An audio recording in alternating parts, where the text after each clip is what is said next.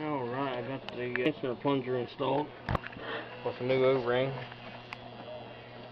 I just held it up in there, stuck a screwdriver between the alternator mount and just wedged it up in there as straight as possible so it don't cut that O-ring. You know, it seems to do it every time. Leaves a little place on it, but it seals up enough to work. Let's see if we can reset this tensioner without incident. Change a little bit of slack in it where everything's set. Don't jump on me now. This gives you the willies.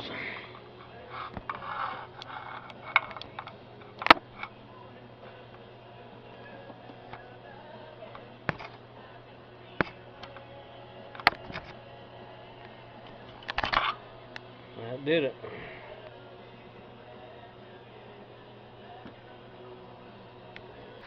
Slack is gone.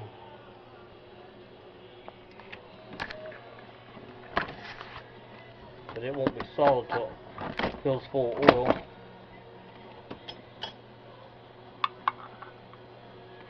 It's still spongy.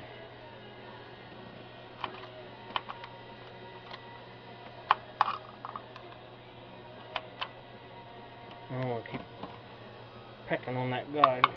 Old as it is, it's probably brittle. It'll bust. I've got spares around here though where I've done several of these things.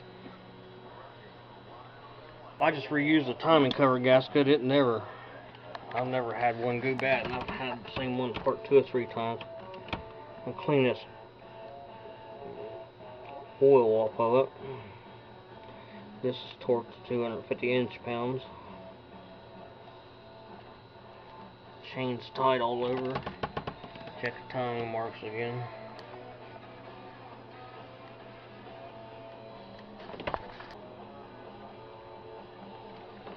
The vice grips off the camshaft.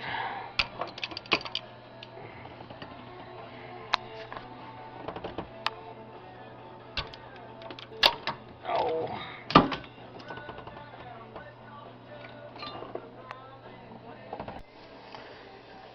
Okay, I just went ahead and put the drain plug back in the oil pan. I'm pre-filling the oil filter, so the oil gets that tensioner as fast as possible. Get that slack out of that worn chain.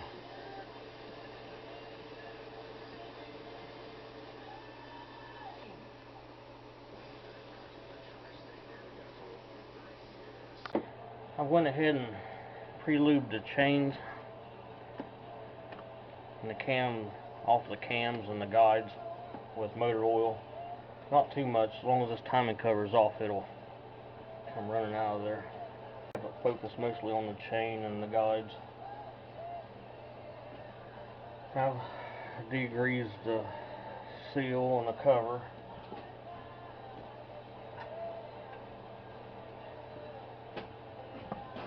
I'll go ahead and stick the cover on. That's what it looks like from the back. I put some motor oil on the crankshaft. There's already 6 quarts of oil in the engine down in the oil pan. All of the tensioners and the guide bolts are torqued. Water pump bolts are torqued.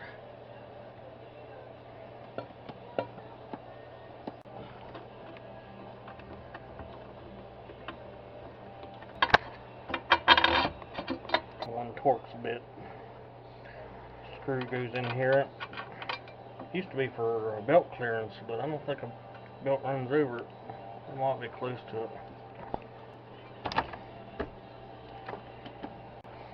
Short bolt goes in this opposite corner. The rest of them's all along. All the 10mm bolts torqued to 105 inch-pounds. They're not super critical, but as long as they're snugged down pretty hard, I'll probably check a few of them. This bolt would torque to 40 foot-pounds too. I I'm going to stick this driver's side valve pan cover on first. I've already wiped the heads down and the valve pan covers.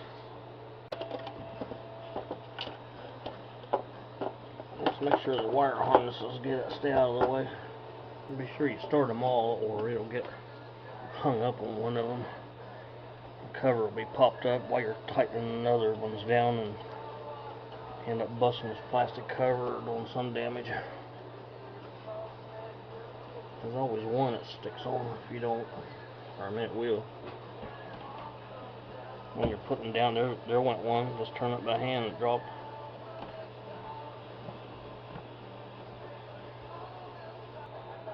I'm just going to turn these bolts down real quick.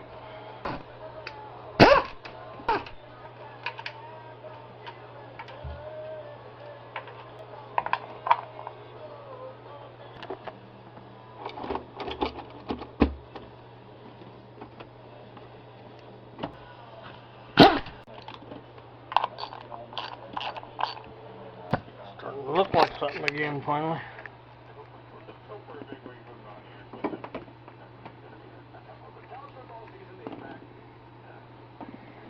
Go ahead and stick the coils down in there.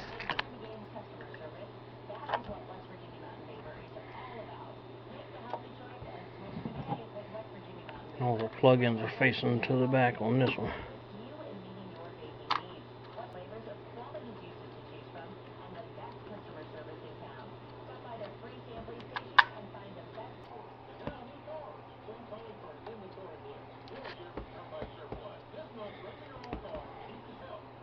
Go ahead and tighten those down.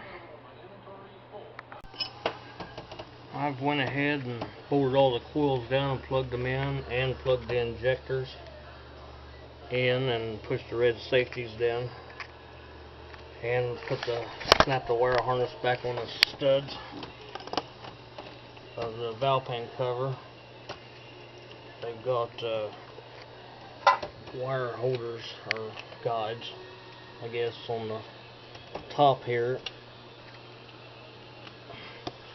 and the bottom sides.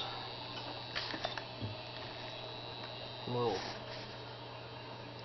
guide the wire around, put all them back on, and the grounds and noise suppression back here on the back corner of the coil. 5/16 nut down in there. Routed the wires, those alternator wires. I was trying to stick these plugs back in the front.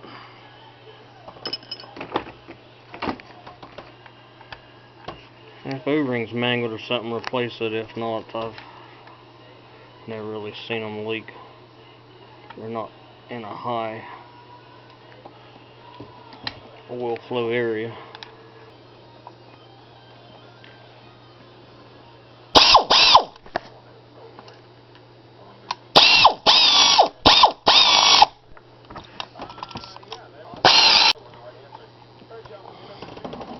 Instant 15 foot-pounds.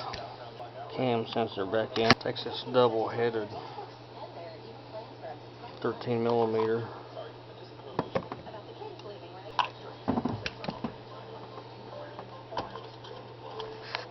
Plug in.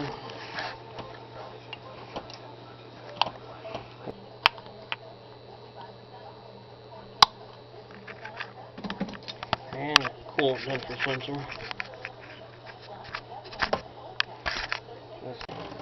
Safety latch. I'll check the EGR valve tube. Got a little bit of crap on it. Knock that off. I still need to put a bolt on that one that's missing down there. Moving right along, I guess. Okay, I just took a bolt to the size of the crank bolt.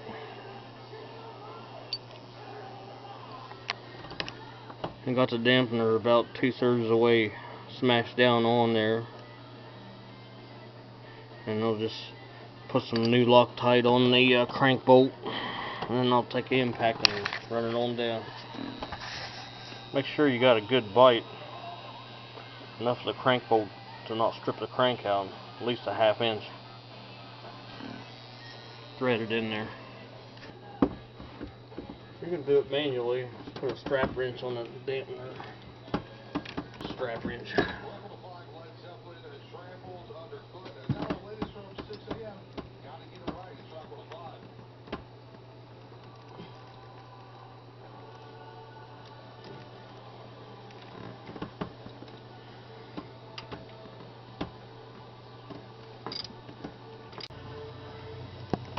This tensioner pulley back on there. Has a locator dowel, center bolt.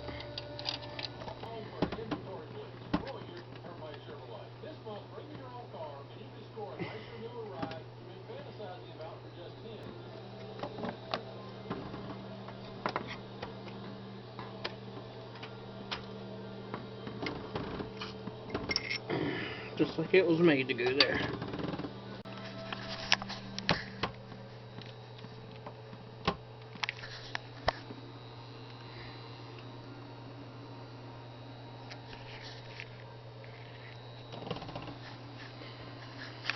Yeah, put the fans and the radiator hose back on it. Well, it's time to put the intake plenum on it. I got the PCV valve hose behind the transmission stick.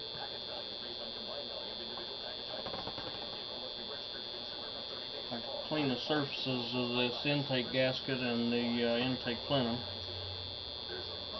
These are reusable. I've never had any issues, at least on this one. I wouldn't. There's some other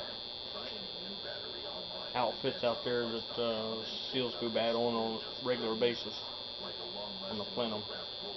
First thing I want to do is feed the E-jar valve tube in back there.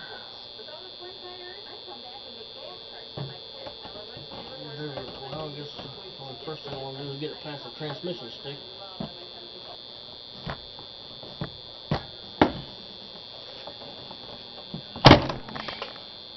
Don't break on me now, son. Just find that PCV vent hose where it gets lost in the mess. Get it pulled up through.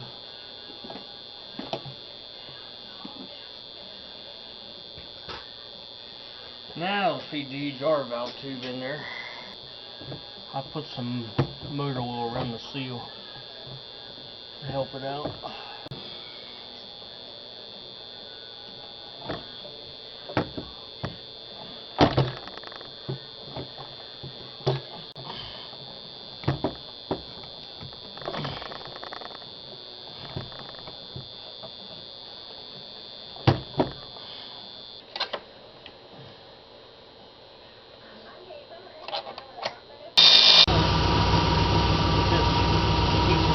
Vent on there, and there's a clip on the transmission stick slid down into that plenum and the stick.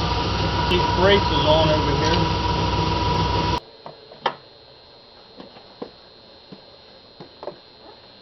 Running all the wire hangers, support and brackets, and here's the plug-in for this split plenum actuator transmission stick.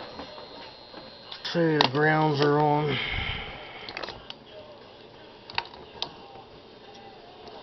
Plug in for this electronic actuator. And a lock. And a map sensor or whatever. It says map sensor back here, yeah.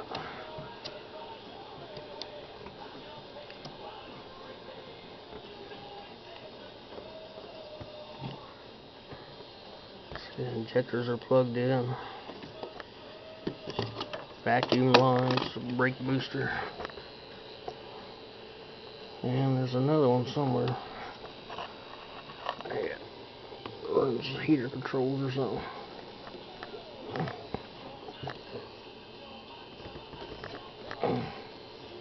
They're nice and bottomed out. Intake air temperature sensor plug-in for the air cleaner. Alright, looking pretty good.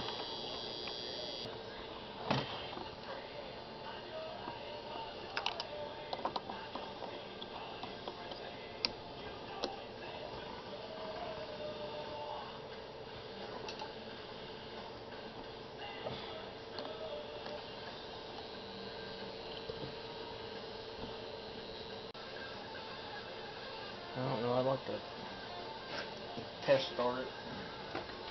Make sure that chain doesn't jump or something. And that it's in time. These things are kind of wicked. Let me check the marks 10 times and it's still marked. Possibility that something ain't right. Okay. Yeah, I don't know. I suppose it'll start it up. Got oil in it. A brief hit won't hurt the water pump. Ready for some chain noise.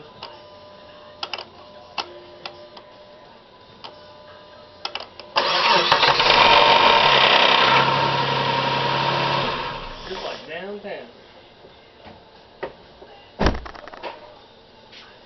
Well, it didn't chump time or it would have shut off. And it definitely wouldn't have started if it was out of time. So I'm in business. Fill this full of antifreeze and clean up any grease marks on the paint. Clean up the antifreeze spillage here and there. Let's say it's doing pretty good.